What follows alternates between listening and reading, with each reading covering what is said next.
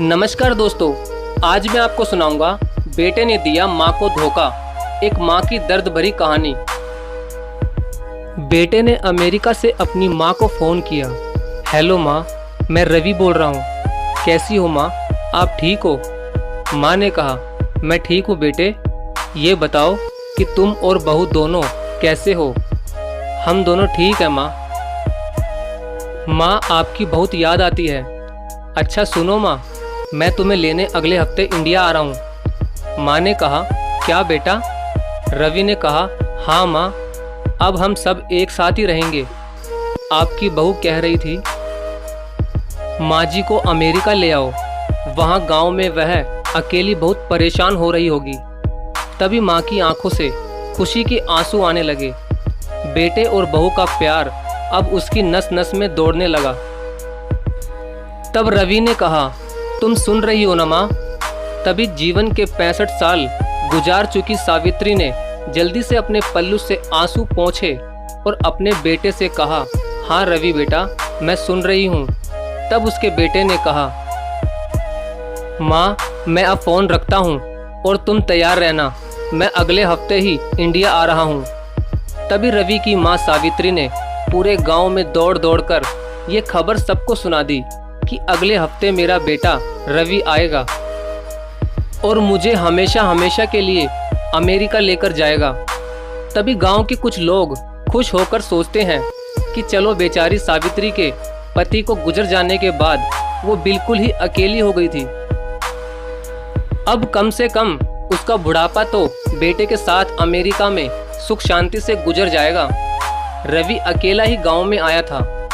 आते ही उसने कहा कि माँ, हमें जल्दी ही वापस अमेरिका जाना है, इसलिए जो भी रुपया पैसा किसी से भी लेना है वो लेकर रख लो, और तब तक मैं किसी प्रॉपर्टी डीलर से अपने इस मकान को बेचने की बात करता हूँ। माँ ने पूछा, मकान को बेचने की क्या जरूरत है बेटा? रवि ने कहा, माँ, हमारे अमेरिका जाने के बाद इस मकान की देखभाल कौन करेगा?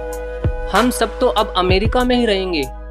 मकान बेचने की बात से ही बूढ़ी माँ की आंखों ने मकान के कोने कोने को ऐसे देखना शुरू कर दिया कि जैसे पता नहीं उसका क्या छूटने जा रहा है। तभी रवि ने उस मकान को जल्दी से बेच ही दिया। मकान तो छोटा ही था, मगर मकान के आसपास की जमीन बहुत बड़ी थी, इसलिए उस घर के ज़्यादा पैसे मिल गए। तभी रवि की माँ ने पूछा कि बेटा, अपना मकान कितने का बिका? तब रवि कहता है, अरे माँ, तू पैसों के बारे में जानकर क्या करेगी? तू तो फटाफट अमेरिका चलने की तैयारी कर। तभी जल्दी से रवि की माँ अपनी ज़रूरत का सामान बांधकर जल्दी से तैयार हो जाती है। रवि फटाफट एयरपोर्ट के लिए एक गाड़ी बुक कर लेता है और गाड़ी में बैठकर दोनों माँ बेटे एयरपोर्ट पहुँच जाते हैं।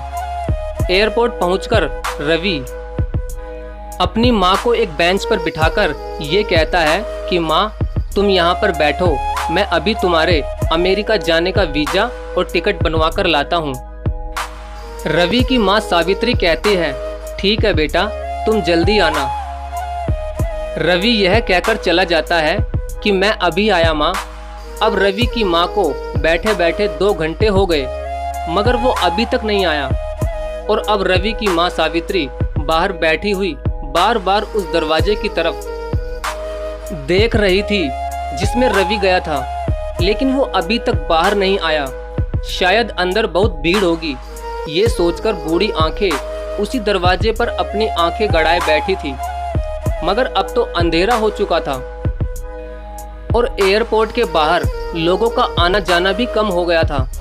तभी एयरपोर्ट से एक कर्मचारी बाहर निकलता है और रवि की माँ सावित्री से पूछता है कि आप यहाँ पर किसका इंतजार कर रही हैं? तभी रवि की माँ उस आदमी से ये कहती है कि मेरा बेटा अंदर टिकट लेने गया है, क्योंकि वो मुझे अमेरिका लेकर जाएगा। तभी वो आदमी कहता है, लेकिन माँ जी, अंदर तो अमेरिका जाने वाला कोई भी पैसेंजर नहीं है और अमेरिका जाने वाली फ्लाइट तो दोपहर में ही चली गई। ये सुनते ही सावित्री को बहुत चिंता होने लगी।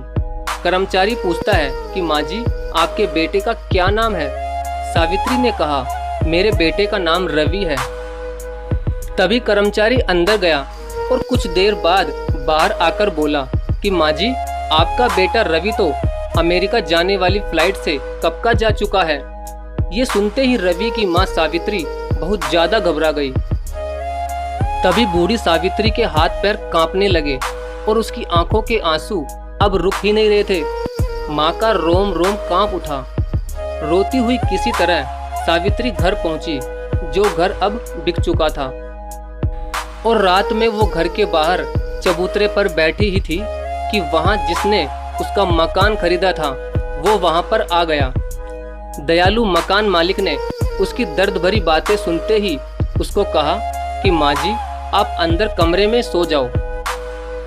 मगर बूढ़ी सावित्री ने कहा, नहीं, मैं यहाँ चबूतरे पर ही सो जाऊंगी, और ये मेरे कुछ पैसे बेटा तुम रख लो, ये मुझे सुबह दे देना। तभी मकान मालिक वो पैसे लेकर अंदर चला गया और फिर वो बूढ़ी सावित्री अपने मकान की तरफ देखती हुई रोने लगी और फिर भगवान से ये प्रार्थना करने लगी कि हे भगवान, मेरा बेटा रवि और मेरी बहू दोनों ही हमेशा खुश रहें, और रात में ही न जाने रवि की माँ की कब मृत्यु हो गई। तब सुबह मकान मालिक ने ही बूढ़ी सावित्री का अंतिम संस्कार किया। तभी वो मकान मालिक सोचने लगा कि हे भगवान, बूढ़ी सावित्री कितनी अच्छी थी, खुद के अंतिम संस्कार के पैसे भी रात को मुझे दे गई। तो दोस्तों, रवि ने अपनी माँ के साथ कितना बड़ा धोखा किया, फिर भी उसकी माँ ने भगवान से यही कहा कि मेरे बेटे बहू हमेशा खुश रहें, और ये कहकर वो भगवान को प्यारी हो गई। आंखों से आंसू आने लग गए दोस्तों। माँ बाप का दिल कभी मत दुखाना दोस्तों, मेरी आपसे यही हाथ जोड़कर विनती है, क्योंकि माँ बाप के बिना कुछ भी नहीं। अगर आपको ये माँ की दर्द भरी कहानी अच्छी लगी हो तो प्लीज़ वीडियो को लाइक और शेयर जरूर करें। धन्यवाद।